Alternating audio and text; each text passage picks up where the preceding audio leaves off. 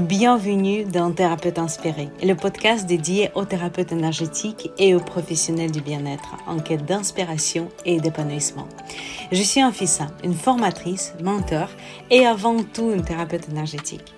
Avec ma propre expérience dans le domaine du bien-être, je comprends les défis que tu rencontres au quotidien parce que je les ai vécus moi-même. À travers ce podcast, je partage des témoignages inspirants et des entretiens avec des experts qui enrichiront nos discussions dédiées à t'aider à façonner ta passion à un projet épanouissant. Naviguer dans l'entrepreneuriat en respectant tes convictions représente un défi unique, je sais. C'est là que Thérapeute Inspiré entre en jeu. Nous explorons comment créer une activité solide en harmonie avec ta passion et tes valeurs. Au fil des épisodes, prépare-toi à découvrir les outils, les stratégies et les inspirations nécessaires pour développer une activité que tu mérites. Rejoins-moi. Ensemble, nous tracerons le chemin vers l'épanouissement en alignant ta mission avec tes objectifs. Aujourd'hui, on va être dans les énergies un peu plus masculines, mais c'est important aussi, je t'ai dit toujours durant ce podcast, durant mes formations stage, que c'est important d'être parfois dans les énergies masculines, parfois des énergies féminines, et c'est vraiment un équilibre. Alors donc, aujourd'hui, nous allons plonger dans un sujet crucial, le budget nécessaire pour s'installer en tant que thérapeute énergétique, le thérapeute de bien-être. Cette question m'est si souvent posée. Je te préviens, je ne vais pas te donner le montant précis, 2 000 € à 5 000 €, non. Car tout dépend de ton entreprise, de tes besoins. Mais je vais te donner les clés en méthode simple, très très simple, pour calculer de quoi tu as besoin. Mais avant, je voudrais bien de te faire une petite annonce. Moi et mon ancienne élève qui est maintenant installée et qui est toujours une richesse énorme énergétique, nous organisons une retraite en Dordogne en 24. Et tu as plus d'informations bien sûr sur mon site. C'est une retraite Oser être. Oser être, c'est intéressant parce que souvent on n'ose pas justement et on a décidé de travailler là-dessus. Donc c'est une retraite transformative. Le nombre de places bien sûr est limité parce que on veut pas se retrouver avec 20 personnes et de ne pas pouvoir donner l'intention. Ça sera sous les formes des ateliers pour passer concrètement à l'action d'être dans l'énergie masculine, mais également dans les ressentis avec des méditations, avec la découverte de différentes choses. Donc, on commence vendredi soir, donc tu arrives dès que tu peux, et on s'arrête dimanche soir. Le tarif inclut tout, et le repas du samedi dimanche. On demande juste vendredi que on fait l'auberge espagnole puisqu'on n'aura pas le temps de tout préparer. Et par contre, samedi et dimanche, tous les repas sont inclus. Et ce qui est important, ce qui n'est pas souvent le cas, le logement, donc pouvoir où tu peux dormir, une chambre double très très propre. Elle est aussi inclus dans le tarif. Donc le tarif, il est très abordable, l'endroit il est magnifique, c'est vraiment au cœur de la nature. Je suis de Bordeaux, donc de Bordeaux, je peux te dire que c'est 1h15, ça dépend aussi comment tu roules et quelle route tu prends, est-ce que tu prends les routes nationales ou l'autoroute. Donc c'est à peu près à 1 heure de route de Bordeaux et l'endroit vraiment magnifique. Bon, ça y est, si t'as plus magnifique. Bon, ça y est, si t'es intéressé ou si tu veux avoir plus d'informations, tu as des informations en dessous de ce podcast, mais aussi bien sûr sur mon site et sur les réseaux sociaux. Alors, revenons vers notre question. Que tu sois déjà installé, mais que tu n'arrives pas à t'en sortir financièrement, ou que tu es dans ce beau projet, il est essentiel de bien comprendre les aspects financiers de ce voyage.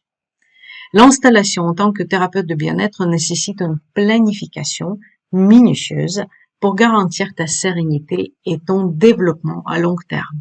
Alors, par où commencer? Je te préviens tout de suite, ça va être simple. Ne t'inquiète pas. Peut-être j'emploie les mots qui peuvent te dire « Ouh là là, non, moi je ne sais pas, j'aime pas compter, j'aime pas les chiffres. » Moi non plus. Ma mère, elle est comptable, je n'ai pas hérité ça du tout. Alors, donc, d'abord, alors, comment tu vas estimer ce coût? T'invite à créer un document Excel et à établir un tableau. Bien sûr, tu peux faire avec un feuille de papier, mais moi, personnellement, je garde toujours mes estimations de 2018. Tout d'abord, c'est important de faire estimation réaliste des coûts initiaux. Ça va inclure quoi? Les frais de formation. Si par exemple tu es en première année de naturopathie et tu as besoin de faire encore un an de formation ou de PNL, peu importe. Effectivement, il y a les coûts. Et les coûts tu dois prévoir tout simplement. Les frais de formation, pour certaines personnes, les licences professionnelles, l'adhésion à des organisations professionnelles. Ça peut être comme maintenant il y a une sorte de des sites, des rencontres. Avant il y avait en sorte des annuaires des thérapeutes ou des annuaires des professionnels. Maintenant c'est plutôt sous une forme de sites de prise de rendez-vous et en même temps ils vont faire le fils de de l'agenda et de cet annuaire. Ça peut être aussi le club d'entrepreneurs où tu vas participer. Personnellement, c'est ce que j'ai fait en première ou deuxième année. Et effectivement, ça a un coût. N'oublie pas aussi les coûts liés à la supervision et à l'acquisition des ressources pour ta pratique. Je m'explique. Donc la supervision. Certains thérapeutes, au début, ne savent pas trop, même s'ils ont diplôme, les certificats, pardon, pas de diplôme dans notre métier, les certificats. Parfois, on tombe sur les cas, on ne sait pas trop comment créer. Et il existe des personnes qui font la supervision. D'ailleurs, si tout va bien, puisqu'on n'a pas encore enregistré, prochain ou le podcast d'après, enfin l'épisode d'après ou l'épisode d'après va être justement avec une personne qui fait la supervision des thérapeutes énergétiques, thérapeutes du bien-être entre autres. Donc ça peut avoir un coût. Ça veut dire que tu as un client que tu dois accompagner et tu ne sais pas sûr. Normalement, il y a tout en toi. C'est juste qu'il faut ressortir certains. Tu peux avoir une supervision. Des accompagnements aussi personnellement, comme je vais former des thérapeutes de bien-être, comment s'installer, les bêtises à ne pas faire, qu'est-ce qu'il faut prévoir, comment dans son cas précis on va faire par rapport à ses horaires, à cette personne, sa situation familiale, le temps qu'il peut consacrer à son activité, le coût le budget qui est là, ainsi de suite, pour adapter cette activité reprise en 2018. Et l'acquisition des ressources pour ta pratique, ça peut être matériel, vêtements. Pourquoi je parle des vêtements? Tu vas me dire, mais non, je porte mes vêtements. Oui, mais il faut que tu les changes quand même, tes vêtements. Donc, ça veut dire que personnellement, moi, quand tu me vois pas, je suis en jean, t-shirt, basket. Ça, c'est mon truc. Par contre, je ne viens pas comme ça en formation. On est bien d'accord? Donc, ce qui va se passer, c'est tout simplement, je vais avoir aussi des vêtements pour mon travail, même si je les utilise dans ma vie privée aussi. Il faut les changer. Pour une massothérapeute, peut-être il y a des t-shirts, des pantalons, des blouses qu'il faut avoir plusieurs parce que, excusez-moi, mais on transpire pendant ces pratiques-là beaucoup plus que pendant la pratique de naturopathe.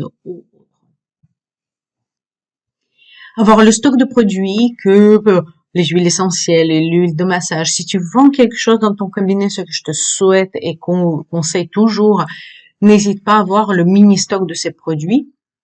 Prévoir aussi le prix du loyer pour les premiers mois et aussi parfois tu as besoin de poser une caution et parfois cette caution peut aller jusqu'à plusieurs mois. Donc n'hésite pas à penser à ça et te renseigner. Je t'invite à donc mettre toutes ces informations dans un document Excel, dans un tableau Excel. N'oublie pas de prévoir ta propre rémunération.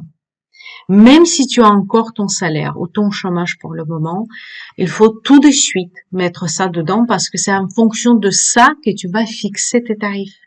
Donc ça, c'est super important. Ces coûts-là que tu as vu, les coûts, ce qu'on appelle les coûts fixes et les coûts variables. Donc déjà, tu es en train de constituer tes coûts fixe. Le stock de produits, ça peut être variable, matériel, mais en tout cas, cette stock de départ plus tes coûts fixes et tes coûts variables, ça va effectivement t'aider à définir tes prix. Donc, ta rémunération en fait partie. Et là, je voudrais bien que tu comprends bien que ta rémunération n'est pas égale tes chiffres d'affaires. Ce que souvent on ne comprend pas les clients, malheureusement il faut faire cette éducation en expliquant. Je peux te dire que les mois où j'ai fait plus de chiffre d'affaires, ça veut dire que tout ce que j'ai encaissé, j'ai eu presque plus de moitié de dépenses parce qu'il faut plus de salles, les salles plus grandes pour les formations parce que j'accueille plus de nombre de personnes, où j'investis dans certains outils, où j'ai besoin de payer plus de publicité Facebook ou autre. Donc il y a toujours les coûts ou le loyer, comme je t'explique. Il y a toujours les coûts ou le loyer, comme je t'explique, qui est plus important. Donc tes chiffres d'affaires ne sont pas égales ta rémunération, loin de là. Donc, ça dépend de ton statut. Tu vas avoir ou vers 22 et quelques, donc 23%, ou tu vas avoir le pourcentage de la société. Ça dépend en quelle forme tu es installé. Comme le plus souvent, les thérapeutes du bien-être, ils sont en micro-entreprise, donc je vais me baser là-dessus. Parce que souvent tu me dis, mais non, c'est 21%. Oui, plus les formations. Tu n'oublies pas, quand tu fais ta déclaration, c'est 21%. Pour les services, c'est quelque chose, c'est pas 21 fixe. C'est sur les ventes, c'est vers 12%, je crois, 11 et quelques, mais plus les formations, qui est un pourcentage aussi que l'on oublie souvent. C'est intéressant aussi d'y penser. Donc, ton salaire.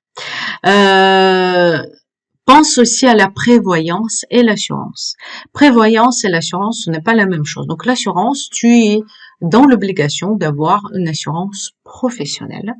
C'est la loi, c'est comme ça. Si tu blesses quelqu'un, si quelqu'un tombe dans ton cabinet, s'il y a quelque chose qui se passe, c'est une obligation. Normalement, tu ne pourras pas louer en local sans avoir la RS Pro, donc assurance de responsabilité civile professionnelle. Donc ça c'est la base, on va dire ça comme ça, comme disent mes enfants. Et après, pense aussi à la prévoyance. Prévoyance, ce n'est pas obligatoire, mais je te le conseille vraiment. Il suffit juste, ce que je te souhaite pas, de casser une jambe et malheureusement tu ne peux plus masser ou tu ne peux plus venir. Les énergéticiens, souvent, ils disent non, il faut pas penser au pire. Non, il faut pas penser au pire. Et je n'ai jamais pensé d'être hospitalisée, d'avoir une opération, de ne pas pouvoir travailler pendant un mois. Mais c'est arrivé et c'est bien d'avoir quelque chose. On parlera plus bas de quoi ça peut, cette prévoyance, comment elle peut être. Donc, tu peux aller juste dans ton organisme, dans ton agence d'assurance, dans ta banque ou dans les agences d'assurance classiques et qui assurent les professionnels parce que c'est pas toujours le cas et demander un devis de prévoyance au moins mini. Et l'assurance qui est obligatoire. L'assurance pour ton matériel, écoute, si tu as dans ton cas, si ça vaut le coup vraiment ou pas, personnellement, mon assureur m'a dit que dans mon cas, c'est vraiment pas intéressant du tout. C'est vraiment pas intéressant du tout. Parce qu'il y a des franchises et finalement le coût que j'ai, c'est pas, voilà.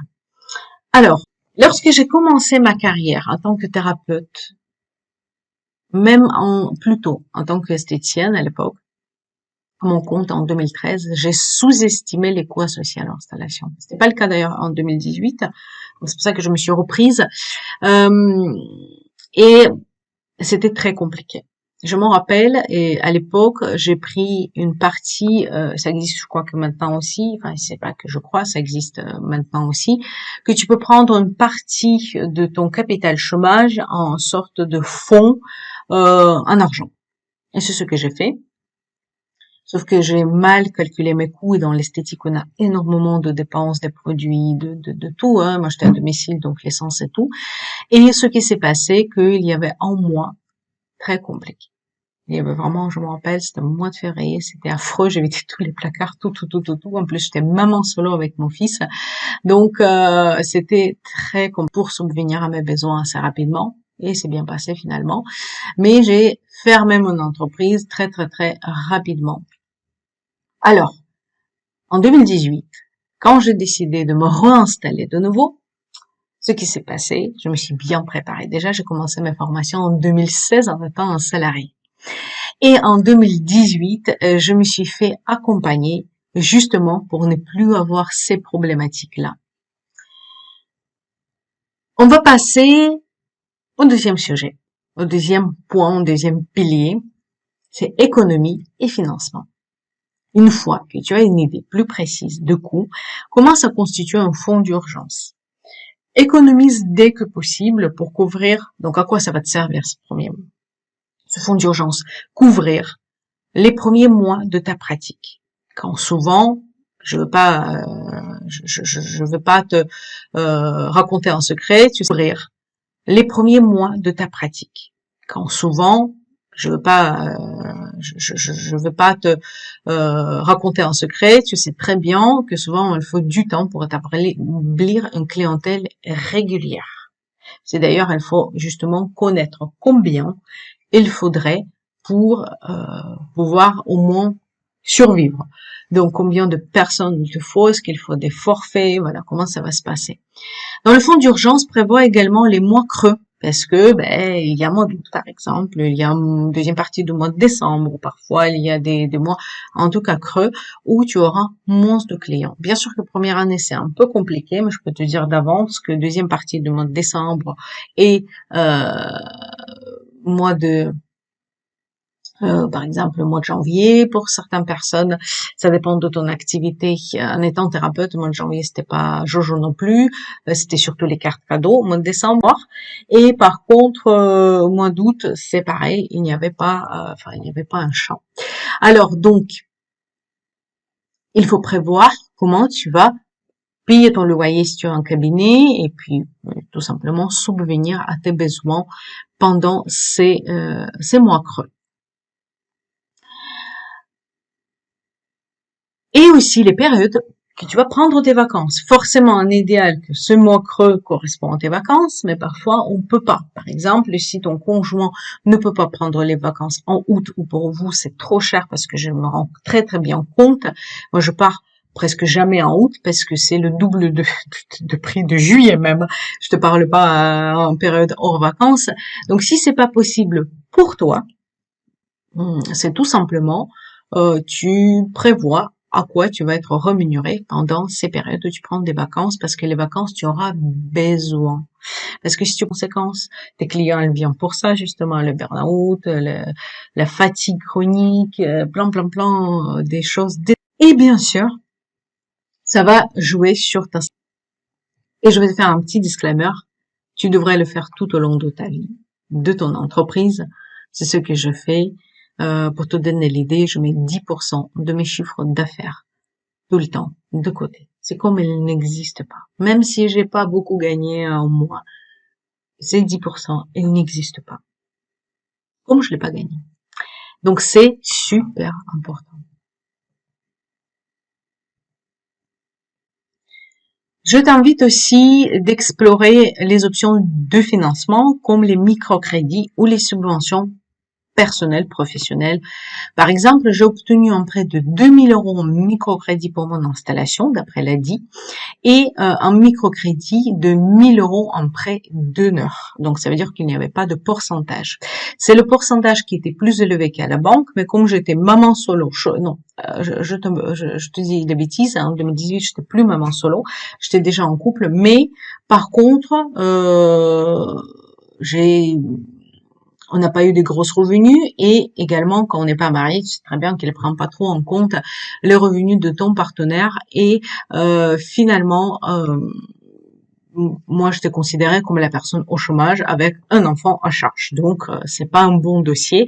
Et on nous a bien expliqué déjà en chambre de métier quand j'étais artisan que les crédits, on m'a bien expliqué déjà en chambre de métier quand j'étais artisan que les crédits aux micro-entreprises, c'est loin d'être gagné et même c'est quasi impossible. On a eu un banquier qui est venu nous faire une mini-formation et on l'a posé des questions, c'était ça. Par contre, d'après l'ADI, c'était assez facile. Il fallait mettre une petite somme, on va dire, en sorte de fonds de sécurité pour eux, et qui n'était pas énorme, hein, c'était un pourcentage du crédit, et qui en plus, quand je récupérais 2 ans après, je crois que c'est 18 mois maximum le crédit, que je récupérais 18 mois après, en plus, ils ont travaillé pour moi parce qu'il y avait un pourcentage que j'ai gagné avec. Alors, donc j'ai obtenu un prêt de 2000 € avec, à l'époque, c'était 7%, c'était beaucoup plus élevé qu'à la banque, un microcrédit, et donc 7% annuel, et 1000 € en prêt d'honneur. Et bien sûr, le prêt d'honneur, c'est celui-ci il faut vraiment... De toute façon, j'ai tout remboursé, tout s'est bien passé, et finalement, ça m'a permis d'acheter une bonne table de massage, acheter des serviettes, acheter enfin tout le matériel que j'ai besoin, tout simplement des huiles pour masser, parce que je me suis installée surtout comme thérapeute Reiki et massothérapeute.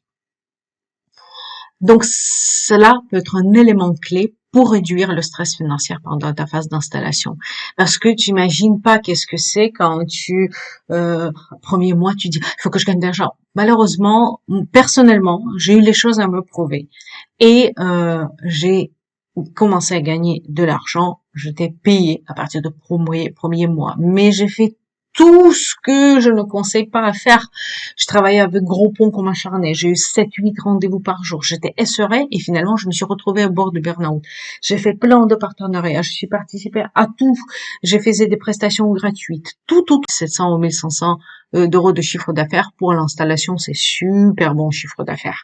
Mais par contre, voilà, j'ai travaillé comme une dingue pour très peu. Je te conseille pas faire ça. Donc c'est pour ça que avoir on va dire, cette fond de sécurité peut jouer aussi pour toi. Ça veut dire que enlever ce stress, cette angoisse et d'être beaucoup plus productive pour tes clients aussi.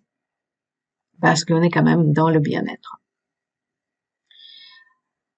Il y a des personnes qui vont prendre le crédit ou prévoir le crédit uniquement pour acheter le matériel. Je t'invite quand même à faire plus de. Comment tu peux aussi, sans prendre un crédit, constituer ton fonds de roulement, ton trésorerie en fait tout simplement. C'est si tu pars par exemple, si tu pars par exemple que tu démissionnes, pas que tu démissionnes, mais que tu négocies par exemple ton départ ou que tu es au chômage, tu peux prendre en fond ce chômage-là. Tu peux mettre de côté si par exemple tu as ce projet de t'installer, tu peux mettre de côté si tu es toujours salarié une petite partie de cet argent-là.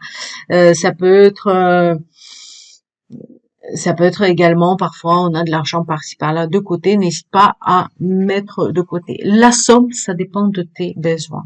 C'est toujours ça. Je ne sais pas combien de matériel. Peut-être tu as une machine à acheter à 3000 € parce que ton activité nécessite d'achat de cette machine. Et peut-être tu as besoin juste de table de massage à 200 € plus les serviettes et tout ça et 1000 € tout cassé. Donc, je peux pas te donner le chiffre parce que c'est toi qui sais de quoi tu as besoin. Tu fais les devis, tu vas sur les sites, tu regardes combien ça coûte et tu vas vite savoir de quoi tu as besoin. Mais à part ce fonds de matériel, on va dire, cette fonds d'urgence doit aussi contenir les premiers mois quand même, à mon sens. Et troisième et dernière partie, c'est faire un bilan régulier et planifié à long terme. Une fois que ton activité est en route, continue à surveiller ton budget au moins une fois par mois, c'est ce que je fais, et à planifier à long terme. D'ailleurs, je vais te dire plus, parce que malheureusement, on ne nous apprend pas à l'école de faire un budget personnel. J'ai testé sur mon entreprise, ça donnait des super résultats, et je refais ça sur ma vie de famille, donc sur mon budget foyer. Et ça fait pas longtemps, mais je peux te dire que je vois déjà des des bénéfices de ce système-là, je te conseille vraiment de faire ce budget et de le surveiller tous les mois parce que ton impression, ça ne veut pas dire que c'était exactement comme ça. Les chiffres ne mentent pas. Établis aussi les objectifs financiers et c'est après que tu vas travailler avec la loi d'attraction, avec tes vibrations. D'ailleurs, le sujet ou de prochain podcast, parce que je l'ai enregistré déjà, mais je ne sais pas comment ça va sortir. Donc, au prochain épisode de podcast ou d'après, on va parler de mindset, de tes vibrations et pourquoi tu n'arrives pas encore à gagner ces sommes-là, parce que c'est assez intéressant. Pour moi, c'était vraiment la prise de conscience, on va dire ça comme ça. Donc, revenons à notre sujet. Donc, les bilans réguliers une fois par mois et la planification mensuelle et, si c'est possible, tous les jours. Tous les jours, je sais qu'est-ce que je vais faire, qu'est-ce que j'ai à faire. Même quand j'étais thérapeute, j'ai toujours eu des choses à faire pendant les pauses. Tu sais, je vois parfois les gens, quand tu te reposes, c'est ok, mais quand tu t'ennuies sur ton téléphone entre deux clients, le client qui n'a pas venu, ben il y a plein de choses à faire. Et si tu as un stock de produits, tu peux commencer à faire à compter tes produits, donc faire un inventaire. Tu peux également travailler à envoyer un newsletter. Je vois encore tellement de personnes qui ne envoient pas le newsletter. Donc plein de choses. Et toujours entre deux clients, si j'ai pas besoin de repos, je vais faire ça. Alors, donc, n'hésite pas à te donner en to-do list par jour, par semaine, par mois, Donc, n'hésite pas à te donner en to-do list par jour, par semaine, par mois, par an, et faire les bilans, comme je t'explique dans l'autre épisode de podcast, faire des bilans réguliers. Établis les objectifs financiers, envisage des investissements dans ton développement professionnel. Ça ne s'arrête pas à tes formations. Peut-être tu as besoin, et j'en suis sûre que tu as besoin de la lecture, de lire les livres sur ton métier, peut-être de faire les mises à jour de tes formations et également aussi d'être accompagné de temps en temps. Je pense que pour passer à un autre palier, pour changer ta vision des choses, tu as besoin d'être accompagné, que ce soit dans ton métier, que ce soit peut-être tu as besoin de te former sur les réseaux sociaux, peut-être comment ça marche, comment souvent il faut poster, ou plein de choses. Peut-être tu as besoin de faire une mise à jour de ta formation professionnelle pour progresser et peut-être d'être accompagné. La gestion financière est un aspect souvent négligé dans notre profession, de la profession de thérapeute de bien-être. En ayant une vision à long terme, tu peux t'assurer que ta pratique prospère au fil des années et surtout, tu vas être sereine. En fin de compte, comprendre et gérer ton budget est essentiel pour être toi-même épanoui. Que tu débutes tout juste, que tu cherches à améliorer ta situation, la planification financière, la planification de tes journées, de tes semaines est une compétence clé à développer. Merci d'avoir écouté cet épisode de Thérapeute Inspiré. J'espère que tu as trouvé ces conseils utiles, mais je te demande une chose. Si cet épisode peut être utile à quelqu'un, n'hésite pas à le partager. Et aussi, identifie-moi s'il te plaît et je vais à mon tour t'identifier et partager parce que peut-être quelqu'un que cherche tes services parmi les personnes qui me suivent et peuvent voir ce que tu fais et ça peut attirer. Tu sais, parfois on tombe sur une page, on connaît pas la personne, mais il y a quelque chose qui match, qui se passe, que tu dis c'est elle ou c'est lui. Donc n'hésite pas à m'identifier et je vais faire la même chose pour toi, ça me partage ou des souhaits que je prends l'interview à quelqu'un, que j'aborde un sujet ou que tu veux partager ta propre expérience, n'hésite pas à me contacter sur Instagram ou sur la partie contact de mon site. Tu as tout ça. Si tu as aimé ce podcast, attribue-lui s'il te plaît 5 étoiles sur la plateforme de ton écoute pour que d'autres personnes puissent le découvrir. Si tu souhaites partager ton avis sur le sujet abordé lors de cet épisode, tu peux le faire dans les commentaires. Si cet épisode peut être utile à quelqu'un, je t'invite à le partager. Ensemble, faisons grandir cette communauté inspirée et bienveillante.